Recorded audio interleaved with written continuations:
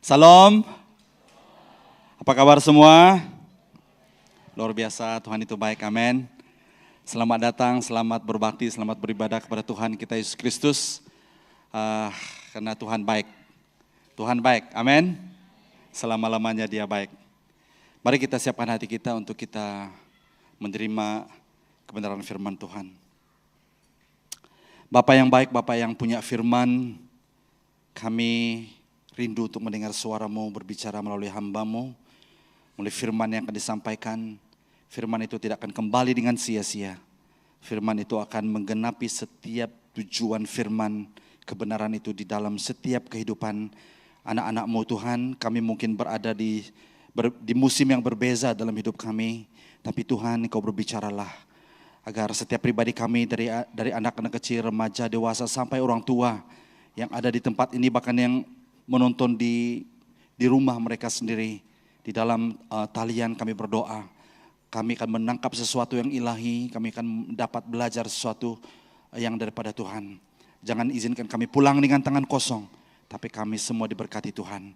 Karena firman-Mu yang akan mengubah hidup kami, firman-Mu yang menyucikan kami. Inilah kami Tuhan, kami siap dan kami mau menerima firman-Mu. Di dalam nama Tuhan Yesus Kristus kami berdoa dan bersyukur. Amin. Tadi waktu saya duduk, Tuhan ingatkan saya kembali tentang apa yang terjadi terhadap saya dalam beberapa waktu yang lalu. Dan izinkan saya berkongsi sedikit, boleh? This is the part 2 story.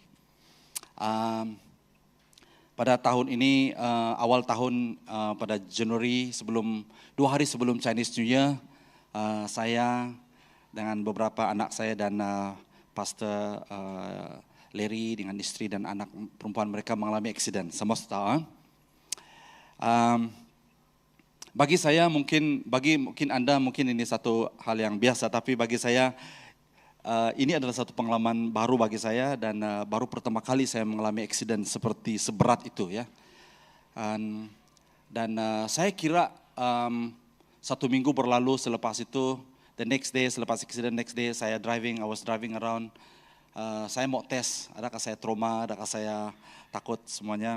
Memang ada itu semua. Kalau saya katakan tidak, saya bohong ya. Saya mengalami trauma sebenarnya. Jadi 1 minggu itu tiba-tiba bangun pagi, tengah malam, bangun. Dan persoalan yang selalu timbul di pikiran saya adalah what if. Apa akan terjadi kalau ya begitu. Saya ada cerita sedikit tentang bagi yang baru mungkin karena saya langgar tiang elektrik itu, maka kereta itu berhenti dan tidak masuk di gaung ya, di ravin yang dalam.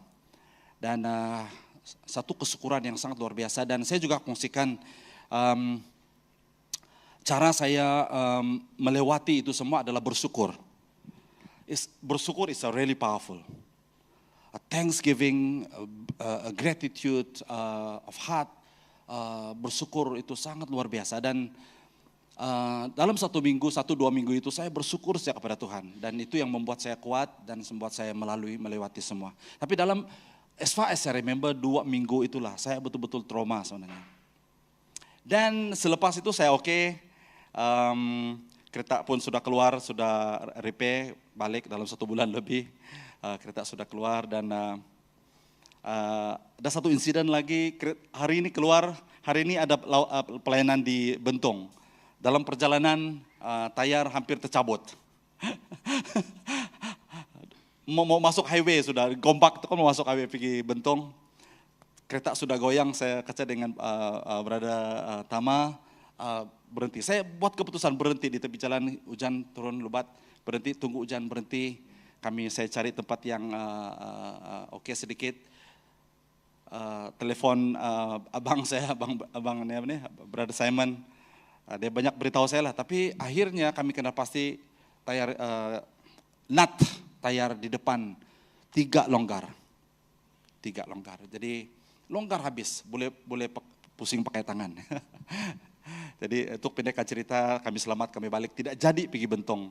Cancel pelayanan di sana. Saya minta maaf dengan mereka di sana dan mereka ambil alih. Balik. Dan selepas itu masuk bulan Jun, Saya ada satu pelayanan di Cameron Highlands, yaitu saya salah satu-satunya speaker untuk camp, family camp gereja EPCC. Dan saya struggle mau bawa kereta ini ataupun tidak. Nah, dalam masa yang sama, I was traumatized. Saya mengalami trauma sebenarnya. Tapi I try to suppress it. Saya coba menekan dia dan saya mau kelihatan, oh saya oke ya, pastor, mana boleh trauma kan, mana boleh ya. So ego jugalah ya. Dan I try to deny it sampai 2 hari sebelum naik pergi Cameron Highland. Saya sudah struggle, tidak boleh tidur. Saya coba sembunyikan itu dari istri saya, tapi dia istri kan, dia memang tahulah ya. Saya kata dengan dia macam mana nih, saya tidak berani bawa kereta ini naik. Ya mau tahu lah pergi naik di Cameron Highlands kan, sampai berincang di sana paling tinggi sana. Dan saya telepon my nephew Ezra boleh pinjam kereta kau kan? Jadi kami udah exchange kereta, saya pakai kereta dia. Saya masuk ke kereta dia, saya pergi naik sampai balik. Nah, apa yang terjadi di semasa camp itu, hari yang terakhir, everything berjalan dengan baik. Hari yang terakhir tuh I was sharing dengan istri Pastor Sam. Dan istri Pastor Sam terus cakap dengan saya, Pastor, kamu trauma. Let me pray for you. Dan untuk pendekkan cerita, dia juga kongsikan bahwa dia pun pernah mengalami hal yang sama, pernah accident dan trauma dia itu berlanjutan selama 3 tahun. Dia kongsikan dengan saya dan after she prayed for me, I could feel something lifted, something yang ya I feel ringan sedikit dan kemudian kami balik. Dan balik sini dan trauma itu masih ada. Trauma saya seperti ini. Apabila saya hujan, saya sudah degupan jantung saya sudah laju. Ya. Apabila seliko turun bukit, saya akan degupan jantung saya laju sampai saya rasa heavy on my chest. Sampai saya pikir saya sudah ada block di jantung saya, ya. Dan ada satu waktu juga saya fellowship dengan Brother Simon, dia katakan, trauma kamu nih Brother. Saya pun cakap, trauma saya sudah saya sembuh sudah, saya sudah lepas. I try to deny it, I try to suppress it.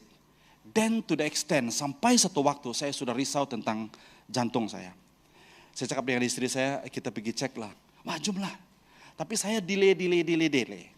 Akhirnya istri saya paksa-paksa dan akhirnya saya katakan, okay, let's go. Let's go for medical check-up, stress test. Saya betul-betul 2 hari sebelum stres itu, saya tidak tahu istri saya betul-betul struggle. Karena saya mau pikir seperti ini. Kalau saya pergi stress test, check-up, dan saya didapati ada masalah jantung. Karena betul-betul di dalam beberapa waktu itu saya rasa sedikit-sedikit sakit. Ini sakit jantung ini. Apa tanda, saya pun research juga sedikit. Apa tanda-tandanya kalau ada masalah jantung ini? Ya, ini mungkin kamu yang masih muda-muda ini mungkin tidak mengalami hal yang seperti ini. Kami yang sudah mulai berumur ini sudah. Sebab I know my cholesterol level is quite high. Ya, sudah kolesterol tinggi, gula sudah tinggi, ya, umur-umur kan. Ya. Tapi itu bukan alasan lah berumur, tapi itu kena jaga lah kan. Ya, okay.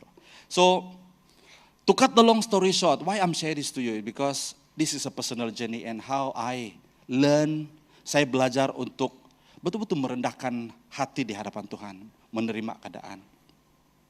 Dan sampai hari kami pergi medical check up, saya dan istri pergi buat medical check up dan stress test, ikut stress test. Kalau kamu pernah ikut stress test itu kamu kena lari di treadmill, ya, sampai 4 level naik bukit. Memang kucap-kucap lah ya. Dan saya betul-betul risau. Dan setelah selesai dokter datang untuk cek, dia membelakangi saya berdiri. Dalam hati saya, Tuhan, I don't want to hear the bomb. Kalau dia kalau dia lihat saya, macam itu kan, itu yang saya tidak mau. Dan saya tunggu dia pusing, waktu dia pusing tengok saya, berdebar-debar hati saya, dia katakan, Eddie, your heart is good. Wow, seperti ada satu beban yang begitu besar jatuh dari bahu saya. Dia katakan, everything is good. Tapi saya coba cakap dengan dia, dokter, but I feel heaviness on my chest. Oh ya Kak, tapi kau punya result ini, kau punya stress result ini very good. Nothing wrong with your heart. Wow. But dia cakap, anyhow it's okay, nanti consultation, nanti kamu cakap dengan dokter.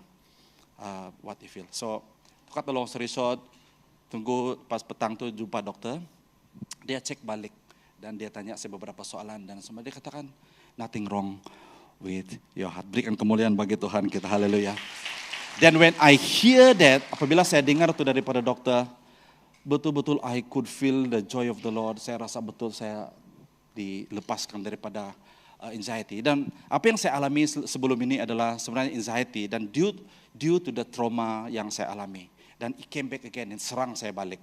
Dan puji Tuhan, semalam juga ada satu hamba Tuhan, when I share this, dia katakan, he look at me right on my eyes, dia katakan, Eddie, you need deliverance. Saya katakan, yes, I do.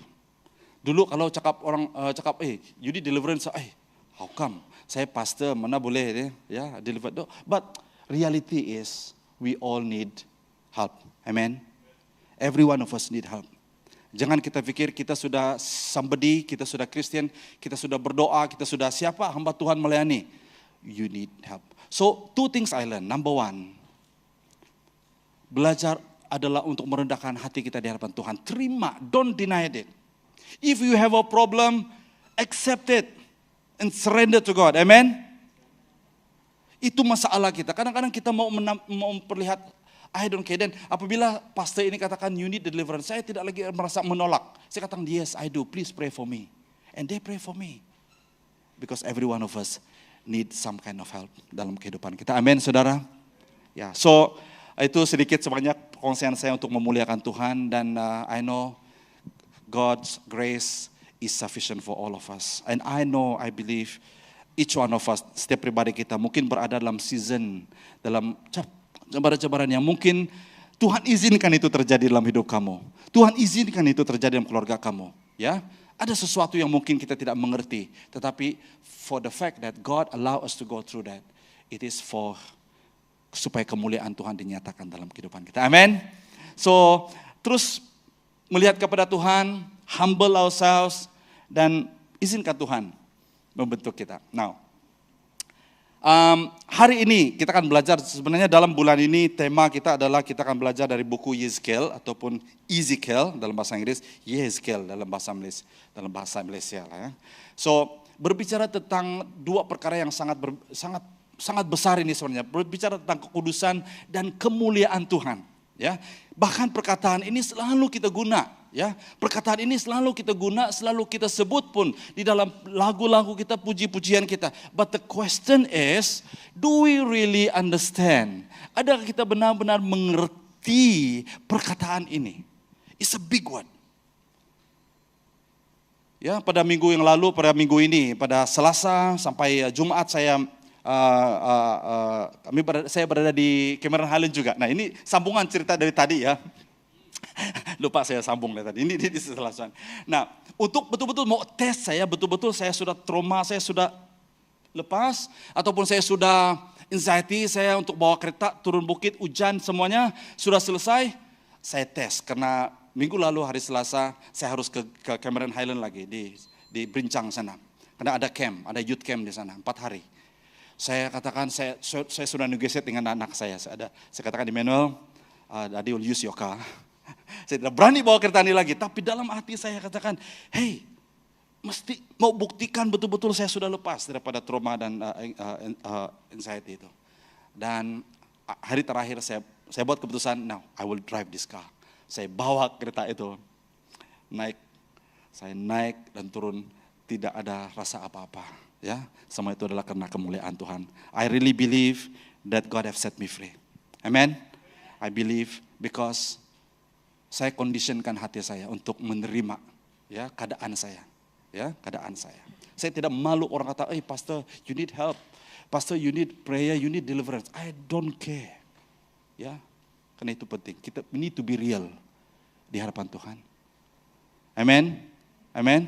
Jangan kita di gereja kita hebat, wah haleluya, haleluya. Balik saja kita, hancur ya. Jadi hari ini saya rindu supaya kita punya posisi hati ataupun posture hati kita adalah untuk rendah hati, mau ditegur, mau menerima jamahan Tuhan, mau menerima untuk didoakan. Amin, saudara.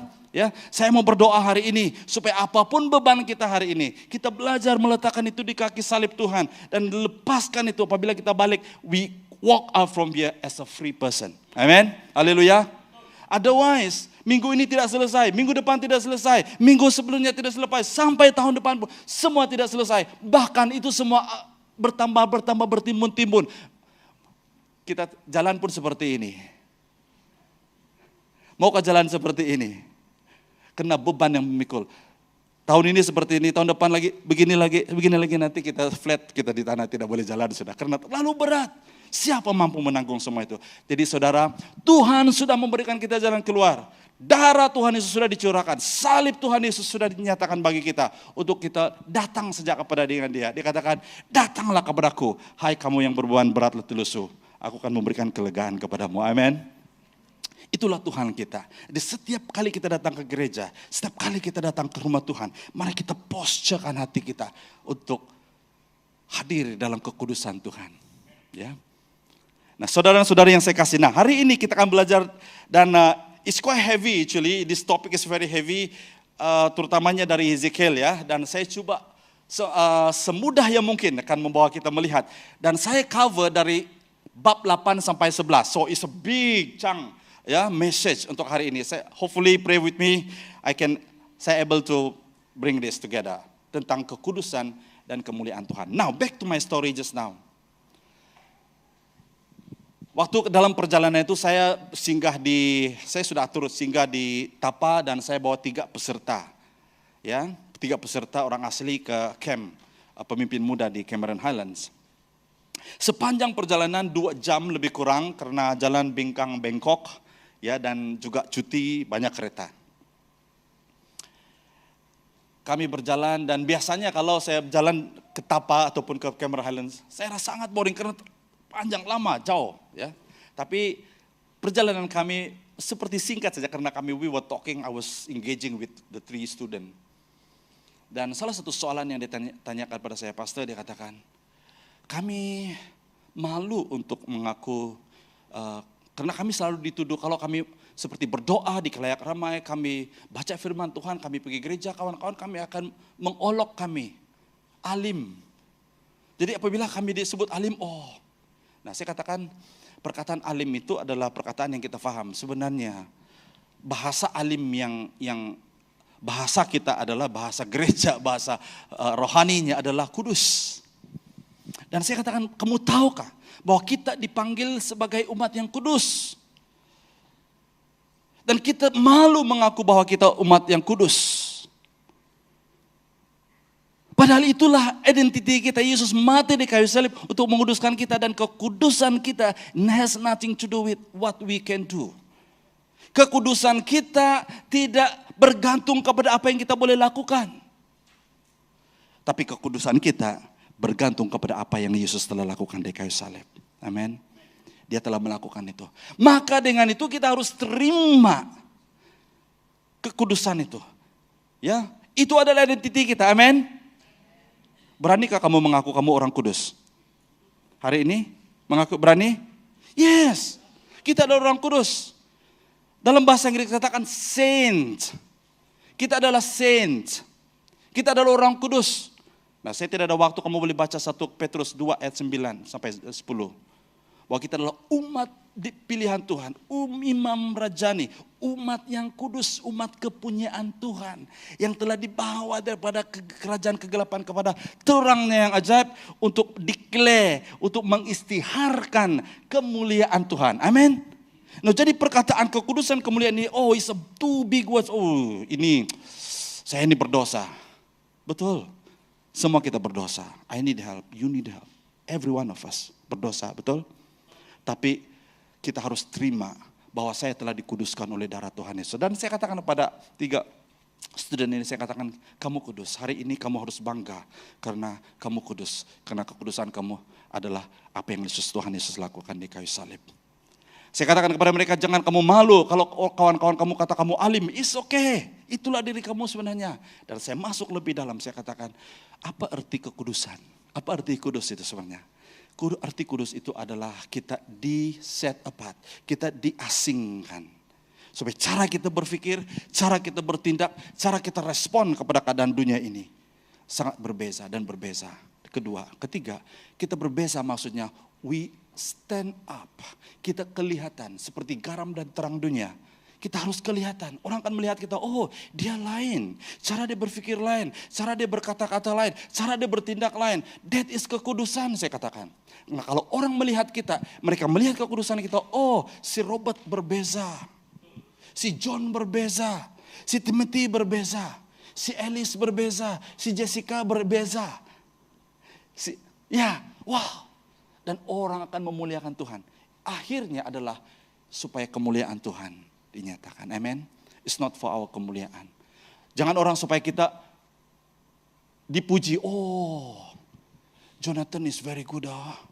No, dan kita pun wah naik sudah ke ini kita bahu kita sedikit. Jalan pun lain sudah sedikit. Oh, dagu dia sudah naik, sudah pun tinggi lagi. No, sorry. Just using some names yang familiar di sini ya. I'm not talking about you, okay? Supaya kemuliaan Tuhan dinyatakan, supaya orang tahu, I want to know the God that you worship. Why you like that? Kenapa kamu begitu? Ya, itu sangat penting. Amen. Alright. So kekudusan dan kemuliaan Tuhan ini sangat penting dalam kehidupan kita. Now, let's go into this. Idea besar kita adalah you don't fool God. Kita tidak boleh fool God. Kita tidak boleh main dengan Tuhan. Kita tidak boleh sembunyi daripada Tuhan. Ya, dalam hidup kita ini tidak ada satu pun yang Tuhan tidak tahu dalam kehidupan kita. Pikiran kita, perbuatan kita, bahkan setiap drop, setiap rambut kita yang jatuh gugur pun Tuhan kira, dia katakan. Every blood that running all our body, Tuhan tahu semua itu. Amin. Jadi perbuatan kita, kata-kata kita, pikiran kita, semua itu, semua Tuhan tahu. Itu sebabnya ini firman Tuhan hari ini untuk memperingatkan saya dan Anda bahwa we cannot fool God. And this is what happened. Ini yang terjadi kepada umat Tuhan pada waktu itu. Nah, keadaan Ezekiel pada waktu itu seperti Nabi Yeremia juga ataupun Nabi Yesaya. Nabi Ezekiel dipakai oleh Tuhan untuk berbicara kepada orang Israel, orang Yahudi dalam pembuangan di Mesir. Ya, dan kita tahu bahwa Ezekiel adalah nabi yang dipakai Tuhan untuk prophesied ataupun berbicara tentang judgment yang akan terjadi kepada Israel pada waktu kepada Yerusalem. Dia bernubuat. Dan juga Ezekiel terkenal dengan seorang hamba Tuhan nabi yang Tuhan telah menunjukkan penglihatan yang luar biasa, dan banyak penglihatan Yeskiel yang dicatat juga di dalam Wahyu. Banyak persamaannya. So I'm not going into that. Tapi satu hal, buku Ezekiel berbicara tentang bahwa Tuhan itu berdaulat. Amin. Dia akan berdaulat dalam apa keadaan sekalipun dia berdaulat, dan he is triumph in history. Dalam sejarah dia adalah yang menjadi hero dalam semua keadaan. Dan itu sedikit banyak tentang latar belakang Ezekiel ya. Buku yang luar biasa. So you go back and try to read for this whole month, read Ezekiel ataupun Yehezkiel ya. Nah, saya akan bawa kita melihat daripada bab yang ke-8 sampai 11. Karena bab yang pertama sampai ke-7 itu berbicara tentang Yehezkiel membicarakan ataupun menyampaikan nubuat-nubuat tentang the judgment of God upon Israel. Ya, dan dalam pasal yang ke-8 sampai ke-11 ada shift sedikit, dia berbicara lebih dalam lagi. Dia katakan look at yourself, lihat ke dalam, dan inilah yang akan saya ingin kongsikan kepada kita hari ini. Nah, yang pertama adalah tentang dia ingin melihat kekejian yang ada di dalam bait Allah. Kekejian yang sedang terjadi di dalam bait Allah, dan dia membawa Yehezkiel melihat lebih dalam penglihatannya. Bukan mimpi, tapi dalam penglihatannya. Tuhan membawa dia melihat very detail tentang kekejian, kejahatan, kedurjanaan, kenajisan yang sedang terjadi di dalam rumah Tuhan. Sangat mengerikan. Nah, kita akan lihat di dalam Yeskel 8, saya akan baca agak panjang tapi I want to read this supaya kamu tahu konteksnya. Pada tahun ke-6, tepat pada hari ke-5, dalam bulan ke-6, kuasa Tuhan Allah meliputi aku sementara aku duduk di rumahku dan para tua-tua Yehuda duduk di hadapanku. Ketika kulihat tampak suatu susuk yang menyerupai manusia. Daripada bahagian tubuhnya yang menyerupai pinggang sampai ke bawah ada api. Dan daripada bahagian pinggangnya sampai ke atas ada sesuatu seperti cahaya serupa logam berkilau-kilauan. Susuk seperti tangan dihulurkan lalu memegang rambut kepalaku. Kemudian roh Allah mengangkat aku hingga aku ada di antara bumi dan dengan langit. Lalu dalam penglihatan ilahi aku dibawa ke Yerusalem. Pintu gerbang dalam yang menghadapi ke utara. Di situ terdapat berhala yang membangkitkan kecemburuan itu. Kemudian tampaklah di sana kemuliaan Allah Israel seperti penglihatan yang kudapat di lembah itu. Nah, di sini Tuhan membawa Yeskel di dalam penglihatannya ke Yerusalem. Dia berada di pembuangan di Mesir. Tuhan membawa dia ke Yerusalem. Oke, itu konteksnya ya, dalam penglihatannya. Nah, kita teruskan dalam ayat ke-5. Firman-Nya kepadaku, wahai anak manusia, layangkanlah pandanganmu ke arah utara. Lalu aku melayangkan pandangan ke arah utara dan tampaklah berhala yang menggusarkan itu di sebelah utara pintu gerbang Mesbah, di pintu masuk. Firman-Nya kepadaku, wahai anak manusia, engkau lihatkah apa yang dilakukan mereka? Kekejian besar yang dilakukan keturunan kaum Israel di sini sehingga aku menjauh dari tempat suciku. Engkau masih akan melihat kekejian yang lebih besar lagi. Kemudian dibawanya aku ke pintu pelataran. Ketika kulihat tampak sebuah lubang di tembok. Firman-Nya kepadaku, wahai anak manusia, besarkanlah lubang pada tembok itu. Setelah tembok itu kugali, tampaklah sebuah pintu. Firman-Nya kepadaku, masuklah dan lihatlah parahnya kekejian yang dilakukan mereka di sini. Dan dalam penglihatan itu Tuhan membawa Yeskel untuk melihat. Bahkan dia katakan, korek lagi lubang tembok. Dan dia korek lebih besar seperti dia melihat dalam tembok. Ya. Dan Tuhan suruh dia, roh Allah suruh dia korek lebih besar supaya dia dapat melihat lebih dalam lagi. Nah, itu penglihatan Yeskel. Dalam ayat seterusnya, ketika aku masuk dan mengamati, tampak segala sosok binatang, melata dan binatang yang menjijikkan, serta segala berhala keturunan kaum Israel terukir di sekeliling tembok. Di hadapan semua itu berdiri 70 orang tua keturunan kaum Israel. Dengannya Zazanya anak Safan berdiri di tengah-tengah mereka. Setiap orang memegang kedupaan dan keharuman asap. Dupa itu semerbak. Firman-Nya berkata kepadaku, wahai anak manusia, adakah kau lihat apa yang dilakukan tua-tua keturunan kaum Israel dalam kegelapan? Masing-masing di dalam biliknya yang berukiran itu. Mereka berkata, Tuhan tidak melihat kita. Tuhan telah meninggalkan negeri ini. Ayat ke-13, dia berfirman pula kepadaku, engkau masih akan melihat kekejian yang lebih besar lagi yang dilakukan mereka. Lalu di bawahnya aku ke pintu gerbang bait Tuhan di sebelah utara. Tampak di sana beberapa orang perempuan duduk menangisi Dewa Tamus. Firman-Nya kepadaku, kau lihatkah wahai anak manusia? Engkau masih akan melihat kekejian yang lebih besar lagi daripada ini.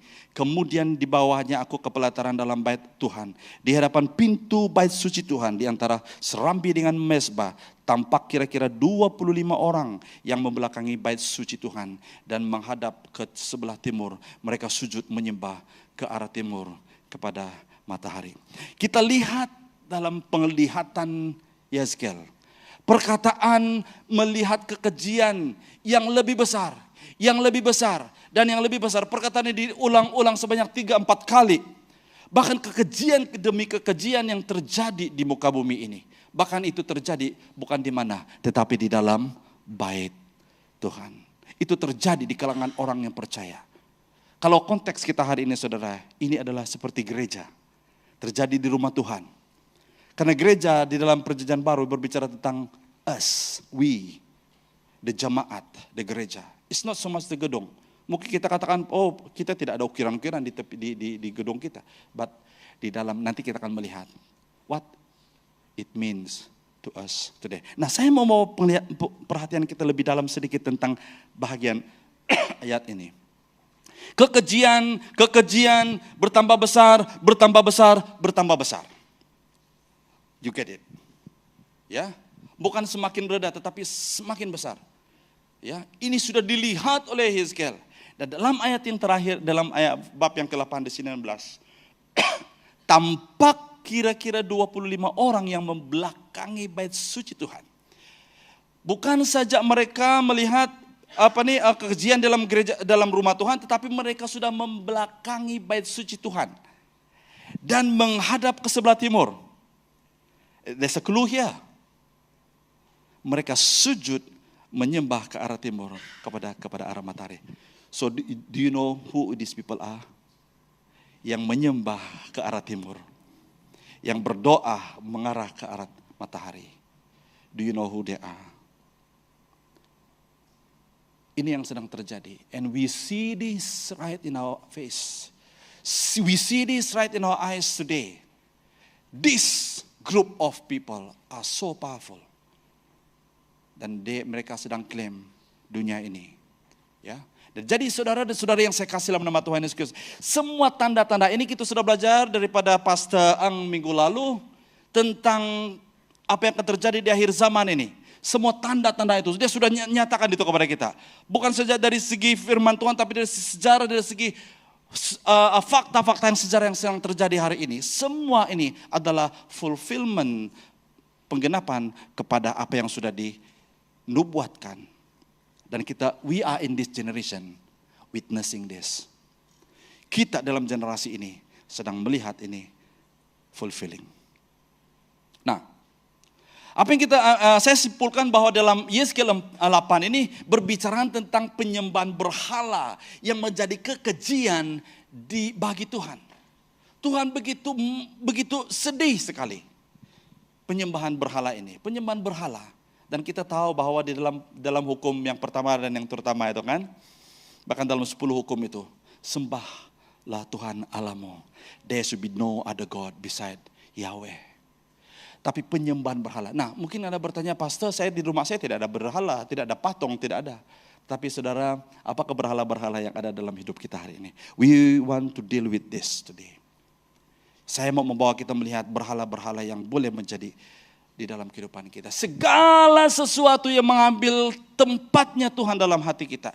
Segala sesuatu yang mengambil presiden yang utama dalam pikiran kita. Dalam hidup kita, bangun pagi itu yang kita pikir dulu. Itu untuk tes kita. Bangun pagi apa yang kamu pikir dulu? Girlfriend?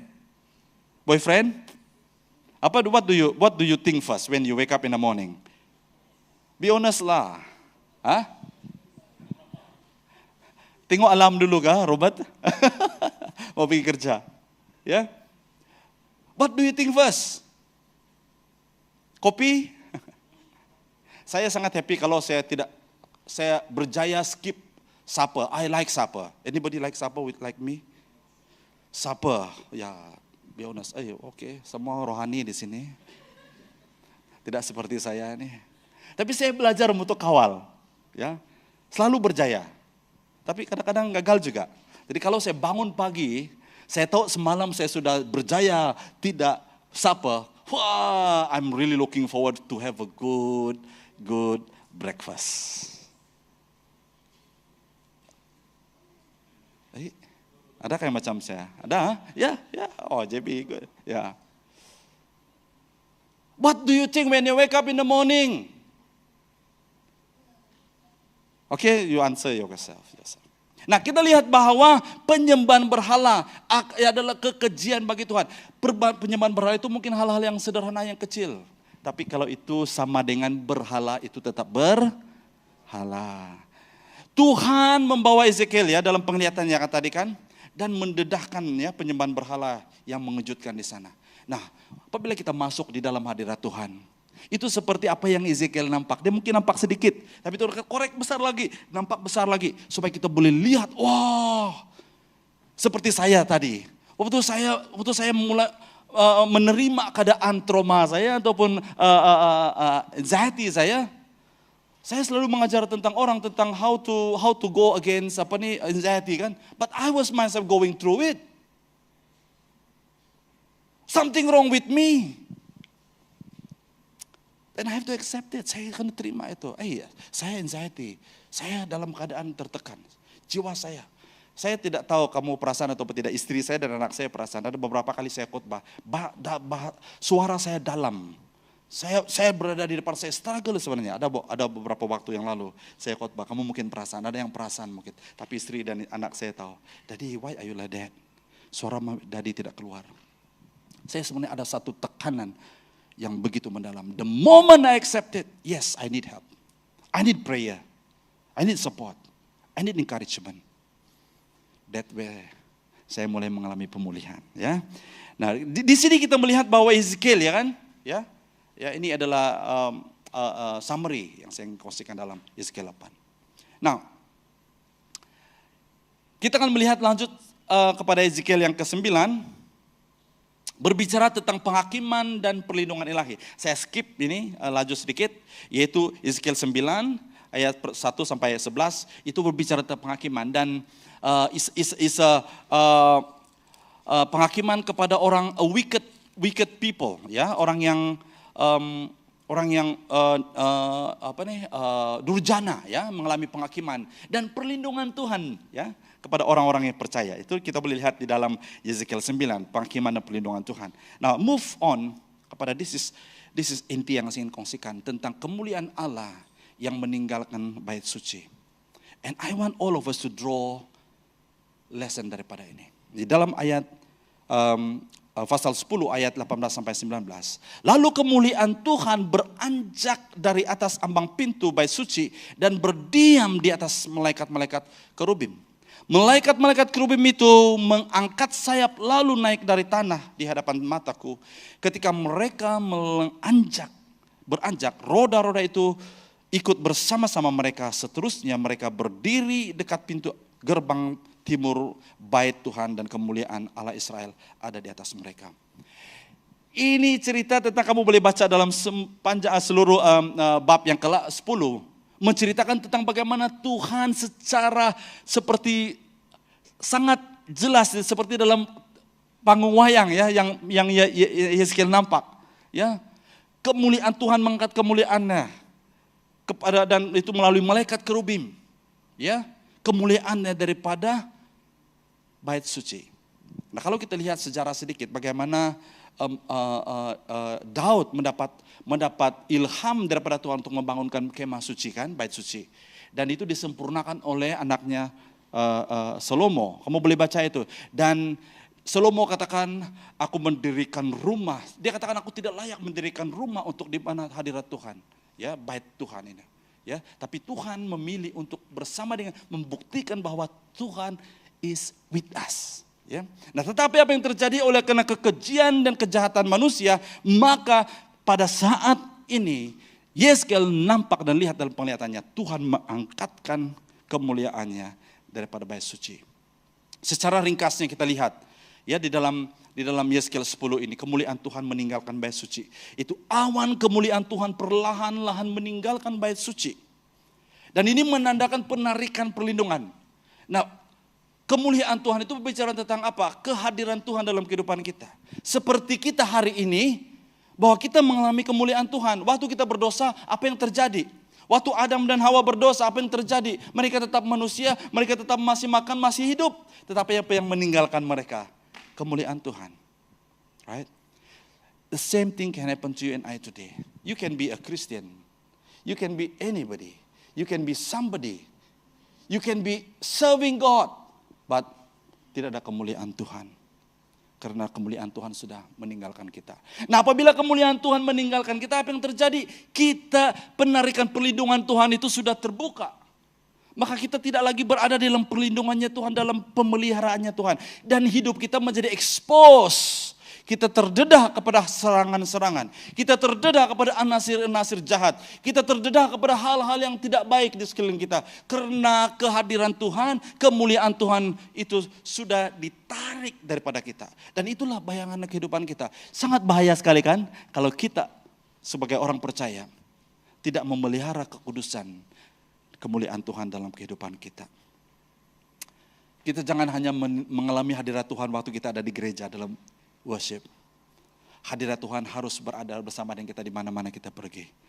Jangan kita pergi suatu tempat kita katakan, oh hadirat Tuhan kamu di sana, saya sini. Biar kamu sana nanti. Nanti diam-diam kau sana, nanti saya ambil kau. Nanti saya keluar baru saya ambil kau balik. No such thing. We carry the presence of God wherever we go. Amen. Dan apa yang terjadi? Yang ketiga, poin yang ketiga adalah ada sinaran baru. There's a glimpse of hope. Walaupun dalam keadaan yang seperti itu, seperti Tuhan sudah macam membelakangi kita. Oleh karena kekejian manusia yang begitu dahsyat, yang begitu jahat sekali.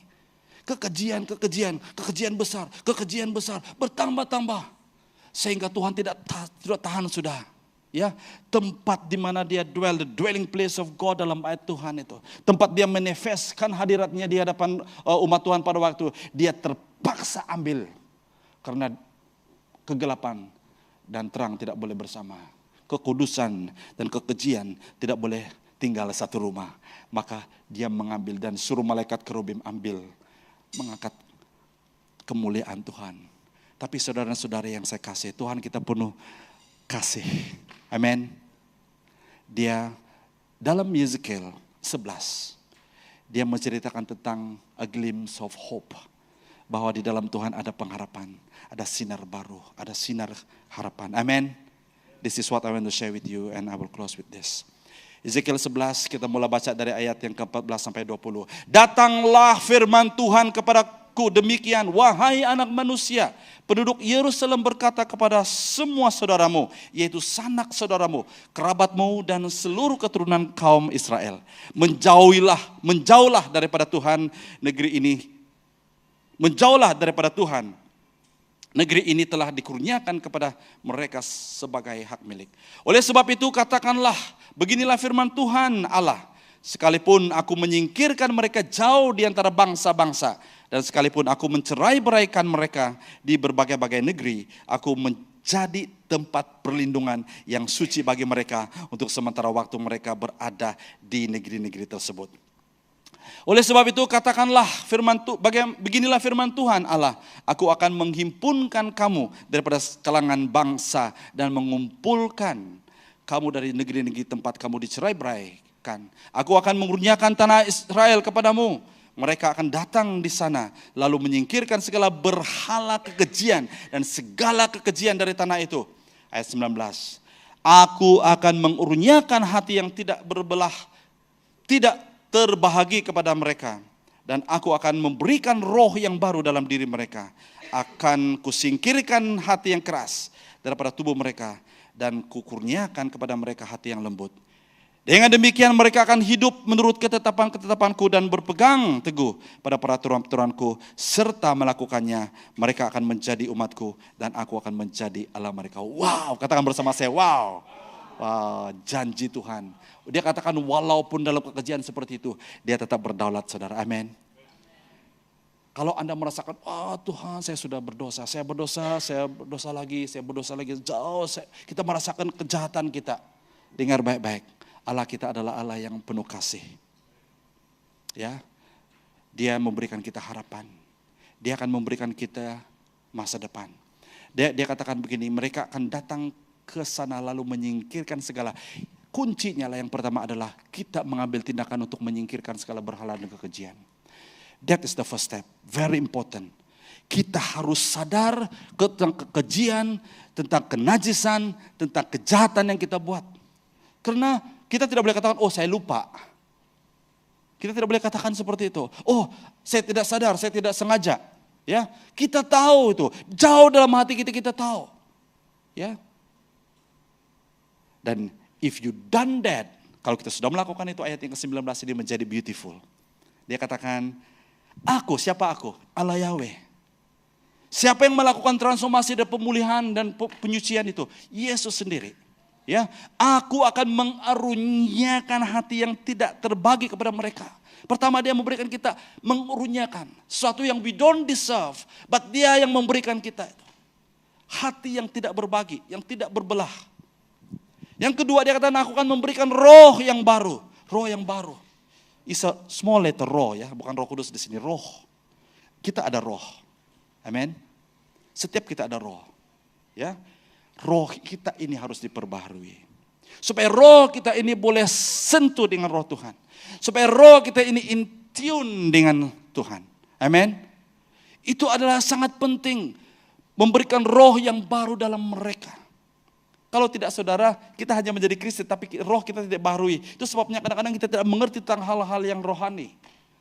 Bahkan kita tidak interested pun. Kita tidak suka dengan hal-hal yang rohani karena itu biasa-biasa saja. Tapi bila kita roh kita dibaharui saudara. Hal-hal yang rohani, hal-hal yang supernatural, hal-hal yang mungkin yang logik, ya, yang tidak boleh mengerti, itu akan menjadi minat kita. Amin. Dan ini yang luar biasa. Akan kusingkirkan hati yang keras. Kita manusia ini ada kekerasan hati. Semua kita. Somehow stubbornness. Tapi Tuhan katakan, aku akan singkirkan hati yang keras daripada tubuh mereka. Dan kukurniakan kepada mereka hati yang lembut. Hati yang lembut ini sangat penting saudara. Karena hati lembut inilah hati yang akan seperti yang Yesus katakan, come unto me. Ya, belajarlah daripadaku. I'm lonely in heart. I'm humble. Karena orang yang hati yang lembut saja yang dapat menerima pengajaran. Amin saudara. Hanya hati yang lembut saja yang dapat menerima anugerah Tuhan. Karena Tuhan berkata, Paulus berkata, God resists the proud. Ya, and give grace to the humble. Dia menentang orang yang sombong. Dia menentang orang yang congkak. Dia menentang orang yang keras hati. Tapi dia memberikan anugerahnya kepada orang hati yang memiliki hati yang lembut. Jadikan hati kita hati yang lembut, mau diajar, mau ditolong. Ya, amin. Saudara-saudara yang saya kasih, ada sinar harapan. Walaupun mengalami penghakiman, ya, seperti dunia hari ini, ya kita lihat di sekeliling kita kan, tapi Tuhan menjanjikan pemulihan pada masa depan untuk umatnya. Amin saudara, Tuhan menjanjikan harapan bagi kita. Ya, apapun situasi dan keadaanmu hari ini, ingat baik-baik bahwa kita mengalami janji Tuhan.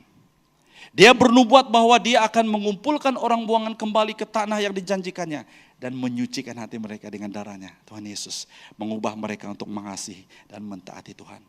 Tujuan Tuhan adalah supaya mengubah hidup kita, supaya hidup kita mengasihi Dia. Karena hukum pertama dan yang terutama itu adalah mengasihi Tuhan. Dengan apa? Segenap hati, jiwa dan kekuatan kita. Dan yang kita mengasihi sesama kita, ya, dan mentaatinya. Nah, sebagai kesimpulan, saya ingin simpulkan pada 3 kesimpulan untuk kita hari ini. Dalam 2 Korintus 3 ayat yang ketiga berkata, mari kita baca bersama 1, 2, 3. Kamu adalah surat kiriman Kristus yang kami hantarkan. Surat itu ditulis bukan dengan dakwat, tapi dengan roh daripada Allah yang hidup. Bukan pada loh batu, tetapi pada loh daging, yaitu hati manusia. In other words, we are the Bibles. Kita adalah Bible kecil. Bukan yang ditulis dengan dakwat, tetapi yang telah ditulis dengan roh daripada Allah. Berarti hidup kita ini adalah Bible. Hidup kita ini adalah kesaksian. Hidup kita ini adalah Bible yang Bible itu berbicara tentang yang yang orang boleh baca. Orang lihat muka kita, oh dia sudah tahu kita ini somebody, we are somebody. Ya, kita ini adalah anak Tuhan yang mengasihi Tuhan. Yang kedua, 1 Korintus 6 ayat yang ke-19 20. Mari kita baca bersama. Why don't we read? Why don't we stand? Ya, mari kita semua bangkit berdiri, kita baca bersama-sama ayat firman Tuhan ini dan we close. 1 Korintus 6 19 20 1 2 3. Kamu tentu tahu bahwa tubuhmu itu tempat kediaman Roh Kudus yang telah dikurniakan Allah kepadamu. Tubuhmu bukanlah milikmu, tetapi milik Allah. Allah telah membelimu dengan harga yang sudah dibayar sepenuhnya. Oleh itu, gunakanlah tubuhmu untuk memuliakan Allah. Remain standing, ya. Firman ini sangat jelas mengatakan bahwa kita sudah dibeli dengan satu harga. Apakah harga kita dibeli? Darah Tuhan Yesus. Darah Tuhan Yesus tidak boleh dikumpulkan, semua kekayaan di dunia ini tidak boleh mengatasi harga darah Tuhan Yesus. Amin. Dan itulah harga kita sekarang. Dan apabila kita sudah dibeli, contohnya saya sudah membeli handphone ini, maka handphone ini sudah menjadi milik saya. Saya mau buat apa dengan handphone ini, dengan benda ini, saya mau buat apa dengan dia, itu hak saya. Begitulah kehidupan kita. Kita sudah dibeli, kita sudah berada di tangan Tuhan. Dia mau buat apakah dengan kita, itu hak Tuhan. Dan firman Tuhan di sini mengatakan bahwa tubuhmu bukanlah milik siapa? Jadi tubuh ini milik Tuhan, jadi what do we do with it? Kita pelihara.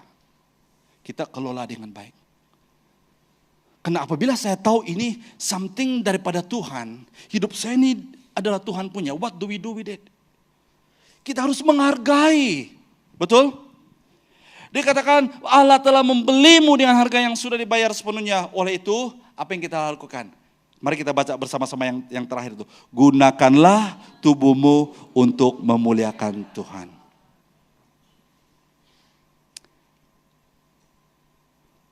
Dan yang terakhir, 2 Korintus 5 ayat yang ke-17, 1, 2, 3. Sesiapa yang ada di dalam Kristus, dialah ciptaan baru. Hal-hal lama telah lenyap dan segala-galanya baru. Berikan kemuliaan bagi Tuhan kita. Mari saya minta musik. Bahwa di dalam Kristus kita semuanya baru, saudara. Di dalam Kristus kita sentiasa diperbaharui. Yang lama sudah berlalu, yang baru sudah datang. Itu yang Tuhan sedang lakukan dalam kehidupan kita sekarang. Dia ingin memurnikan kita. Nah, waktu kita berdoa pada petang hari ini, saya mau supaya kita mengambil respon di hadapan Tuhan.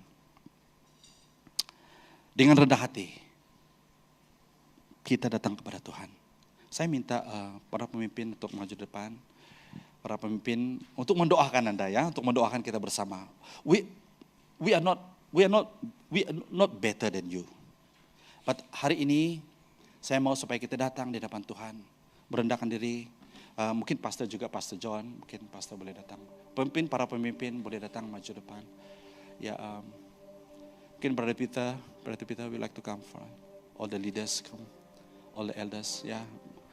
Brother Simon, ya.